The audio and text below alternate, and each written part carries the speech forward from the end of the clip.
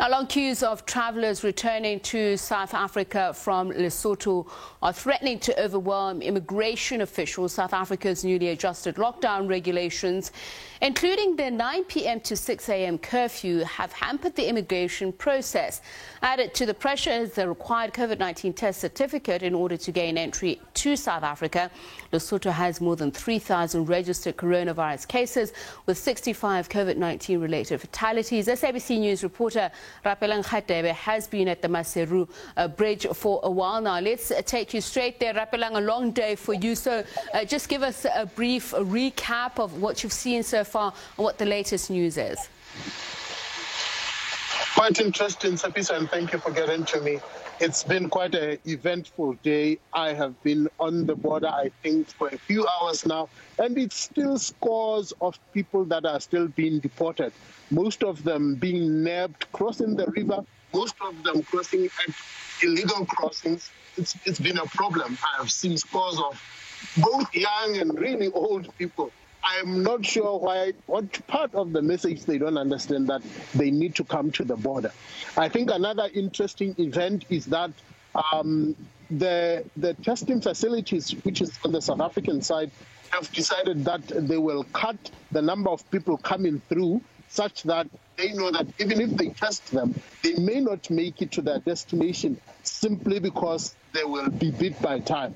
And as I'm standing, I think right behind me you will see another vehicle that has just deported people going back into Lesotho. They have just been arrested shortly ago. So it's been a hectic day. Rapeleng, tell us about the numbers when we talk about those that have been arrested. What have they been arrested for particularly, and how many are being deported for other reasons other than illegal crossings? Most of them, really, it's people who do not have proper documentation.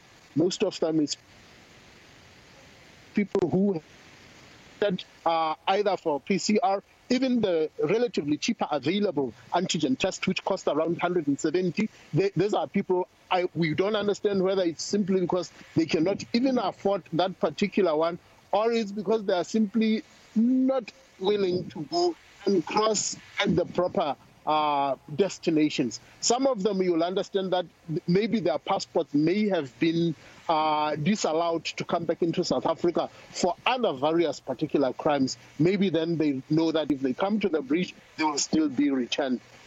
Lots of reasons. The official that I was talking to could not give me proper stats, but today alone, I can easily estimate at least 50.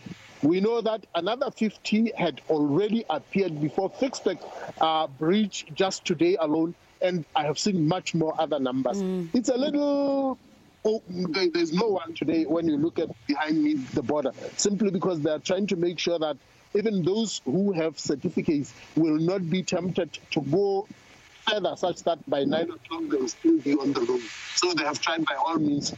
There are others who told me that they will be sleeping here tonight, such that they would be the first to cross tomorrow. Rapeleng, just estimate for me the numbers in those long queues that your camera has just shown us. They are closely packed together. Some resorted to go back, but I could easily calculate close to 300-400, if not more, of people who are still waiting. This was around 4 p.m. Others said they don't live very far, or they have relatives of which they can sleep overnight, but it's in hundreds. For those who at least were caught at the border and decided that they will only come back maybe around 4 a.m., such that they would be the first to catch their flu.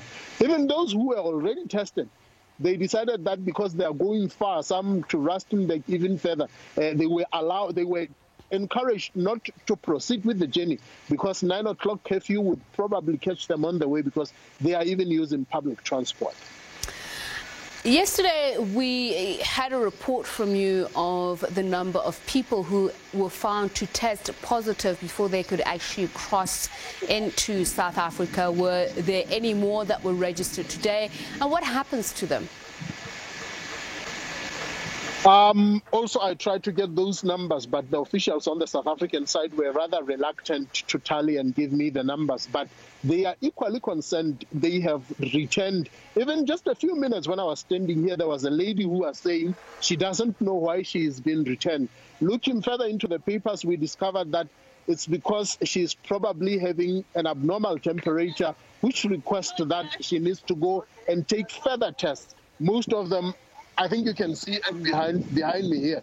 These are people who are probably have tested positive that just walked by on my side. And they hand them over back to the Lesotho side such that they can go and do a confirmatory test because probably the temperature is too high. But the biggest fear is that some of them who have actually tested positive, they are not provided with proper transportation to a quarantine site. Therefore, with a fear that they might be using public transport again, and with a possibility we're not sure whether they may infect others on their way back home. So this has been a concern. We've tried to raise it with the Lesotho side.